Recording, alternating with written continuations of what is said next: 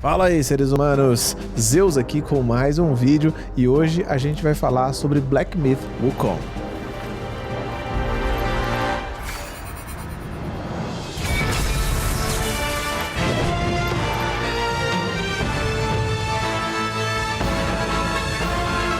E o que eu vou trazer aqui para vocês são as impressões das primeiras horas, entre 2 ou 4 horas no máximo do jogo, com o pensamento de eu compraria esse jogo depois de testar essa porção dele? Com base nisso, vamos começar a nossa série. É reembolso? Sim ou não? Vamos começar falando sobre um ponto crucial que pode fazer com que qualquer jogo mereça um reembolso, que é a sua otimização. Eu vou deixar na descrição aqui do vídeo as configurações da minha máquina. Não é uma super máquina, nem a mais cara do mercado, mas também não é uma máquina ruim. E com essa máquina eu consegui jogar no alto utilizando o FSR com 100 FPS+, e no Ultra com 60 FPS+, durante todo o gameplay que eu fiz. Então para mim pelo menos ficou muito satisfatório, o jogo tá rodando muito bem. E com isso fora do caminho, já dá para viver a experiência do jogo de forma bem tranquila. Mas deixa aí nos comentários como foi a sua experiência com a otimização. Rodou bem? Não rodou bem? Qual que era a sua máquina? Deixa aí nos comentários. Iniciando esse gameplay, nós temos a primeira cutscene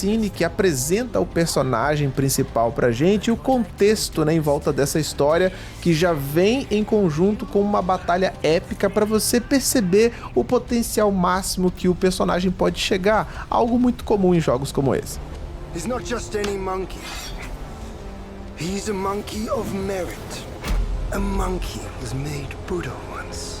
Então você já começa ali com os poderes do Rei Macaco no máximo e também com a sua arrogância já na máxima também, e essa batalha já mostra muito do que você vai encontrar dentro do jogo e que prazerosa que ela é. Tudo é extremamente épico, a gameplay é fluida, é gostosa, é dinâmica. E já tirando isso do caminho, o jogo não tem a sensação de um Souls-like, apesar de trazer alguns recursos que são familiares para quem está acostumado com essa categoria. Esses recursos estão relacionados mais a mecânicas estruturais do mapa e do jogo do que com a gameplay em si. A gameplay ela se assemelha muito mais a jogos como God of War. O seu personagem é extremamente poderoso, tem um leque de recursos muito grande, é muito mais rápido, muito mais hack and slash. Então, apesar das óbvias inspirações do jogo na categoria Souls-like, eu não colocaria ele dentro dessa categoria. Eu diria mais que é um jogo de ação e aventura com combate hack and slash com elementos de RPG e que bebe também da fonte ali do Souls-like em alguns momentos. Sinceramente, essa primeira batalha épica e a sensação do gameplay do personagem lá no seu ápice já foi o suficiente para me convencer de continuar jogando e não pedir um reembolso. Caralho... Eu já compraria, não, já me... foda-se, eu compraria, já tá pago, aqui já foi, não tem como. Eu achei que eu precisaria jogar isso aqui, já foi, já foi. Mas eu vou falar um pouco mais aqui pra você que obviamente não se convenceu ainda. Depois da primeira cutscene, que é uma mera apresentação, você de fato inicia no jogo e começa a sua jornada. O que nós temos aqui é um jogo extremamente simples, que segue o padrão de jornada do herói que a gente já tá acostumado. É um personagem que precisa cumprir a sua missão para atingir o seu destino como grande herói da nação, e para isso tem que desvendar mistérios, procurar por recursos que estão espalhados pelo mundo, enquanto ele desfruta dos poderes absurdos que ele tem durante essa jornada, enfrentando criaturas cada vez mais bizarras e mais difíceis. O jogo te apresenta uma série de recursos logo no início, começando com o combate com bastão, que eu acho que é o que você vai utilizar com mais frequência, que tem uma série de combos e variações que você vai evoluindo conforme você vai progredindo no jogo. Você pode roubar armas de alguns chefes, o que vai permitir que você se transforme nesses chefes e jogue com eles utilizando os seus ataques, o que é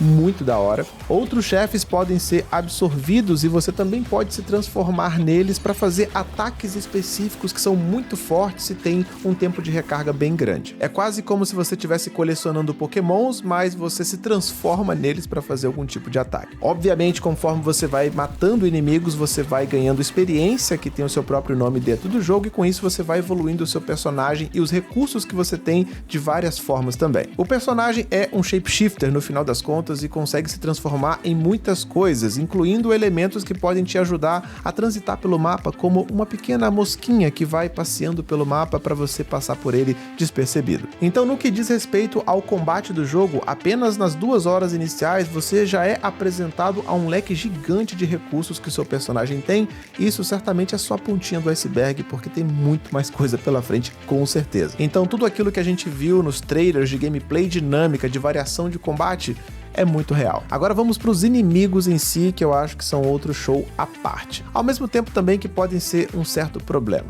Especialmente se você estava esperando por um Souls-like, que tem como característica ter alguns inimigos que parecem ser muito fracos, mas que podem apresentar desafios muito grandes mesmo no começo do jogo. E aqui está longe de ser realidade. Os mobs que você encontra pelo caminho, no geral, são bem fracos e dificilmente te apresentam alguma dificuldade, pelo menos, novamente, nessas 2 horas que eu joguei. A sensação é que o personagem ele é forte demais para os inimigos padrões que você encontra pelo mapa. Isso muda de figura um pouco quando você encontra com os chefes do jogo, que são bem inteligentes, tem muitos padrões de habilidades, tem muitas variações e são de fato muito inteligentes e certamente vão te dar um certo trabalho. Os chefes que foram apresentados nessas primeiras 2 horas certamente foram o ponto forte, do jogo até então, e eu fiquei muito feliz que pelo menos nesse início você não passa tanto tempo para transitar de um chefe para o outro, você não fica tanto tempo enfrentando mobs, que para mim foram as partes mais entediantes até agora. Com relação à dificuldade do jogo, eu acho que eu o colocaria como um jogo de dificuldade média, não é algo que logo no começo te apresenta uma super dificuldade que você vai ter que arrancar os seus cabelos.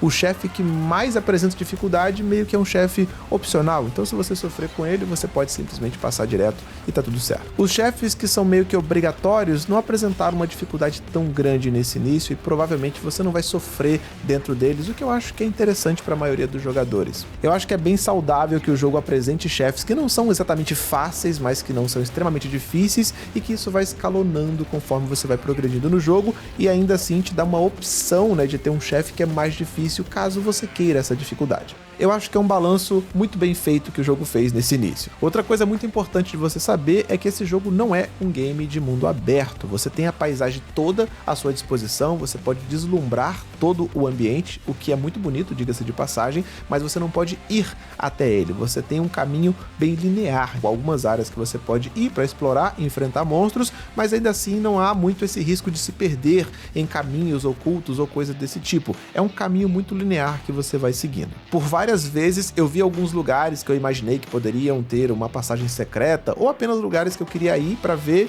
e o jogo simplesmente cria uma barreira invisível para você não ir e pronto. Não dá para opinar muito sobre a história do jogo com base nessas 2 horas que eu vivi, mas se eu fosse chutar como ela vai ser apresentada, eu acho que vai ser bem semelhante aos jogos Dark Souls e Elden Ring. Você vai ter uma narrativa principal que é muito óbvia e vai ser muito clara para você, mas que ao mesmo tempo é muito simples e não muito profunda. E se você quiser se aprofundar no universo, nos personagens, nos monstros e no contexto em si que tá ali, talvez você tenha que ler itens e mais a fundos em elementos mais escondidos no jogo, ou talvez assistir um vídeo no YouTube. Mas novamente, aqui já sou eu especulando porque eu não consegui ver toda a história do jogo e a sua apresentação. Com relação a recursos também, não tem como reclamar de muita coisa, o jogo está muito completo para você configurar e deixar do jeito que você quiser, tem todas as opções possíveis para você lidar com a otimização do jogo, tem DLSS, tem o FSR, tá tudo lá bonitinho para você deixar configurado pro PC que você tem. Eu acho que a única tristeza real que eu tenho é de o jogo não estar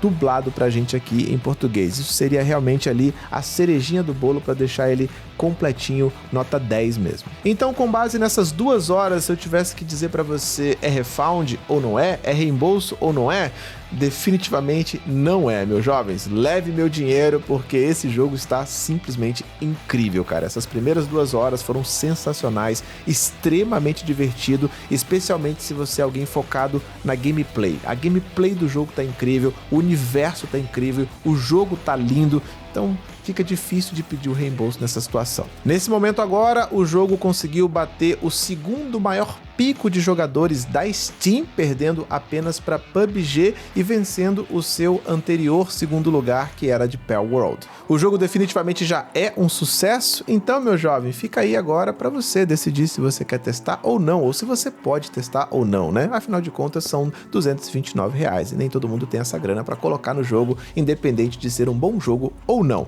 Mas diga aí, você testou, não testou, gostou, pediu reembolso ou não pediu? Deixa aí nos comentários. Não deixa de comentar, dá um likezinho, dislike, compartilhamento, comentário, tudo isso é extremamente válido pra gente começar a fomentar esse canal aqui, que vai tratar de uma categoria de jogos que eu não costumo tratar em outros canais porque não funciona muito bem. Então vamos concentrar nisso aqui. Se você curte essas análises que eu vou fazer a partir de agora, como essas, dá like, cara, interaja com esse vídeo porque isso é muito importante para esse canal. Não deixe de conhecer os outros canais do nosso Ghosts Verso, tem vários outros canais aqui, tem canal de react.